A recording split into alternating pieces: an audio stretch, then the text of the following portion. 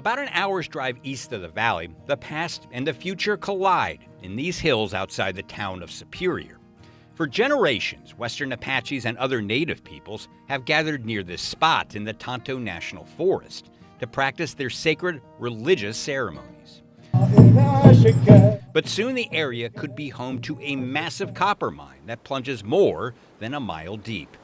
Congress approved the federal land transfer to Resolution Copper over a decade ago. The legal fight to stop it appeared to end when the nation's high court decided not to block the deal.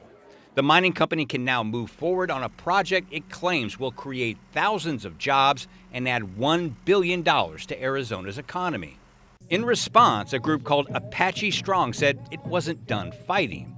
The organization that represents the Apaches and other native tribes issued a statement that read in part, "While this decision is a heavy blow, our struggle is far from over. We urge Congress to take decisive action to stop this injustice while we press forward in the courts." Representatives with Resolution Copper declined to go on camera, but they did issue a statement celebrating the Supreme Court's decision, where they claimed to have local support for the mine. "We are encouraged by the significant community support for the project, which has the potential to become one of the largest copper mines in America." And other groups are weighing in, like the National Wildlife Federation, and they are also urging Congress to step in and stop this land transfer. Back to you guys.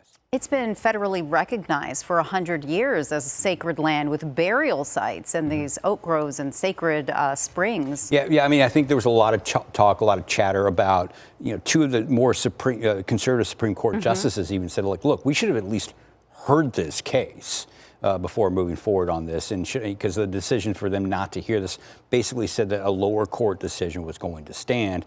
Those two conservative justices said they should have heard this case before moving forward on this. So we'll see if Congress steps in. Yeah. It's hard to get them to do anything, so we'll see if they take action here. Thanks, Dennis.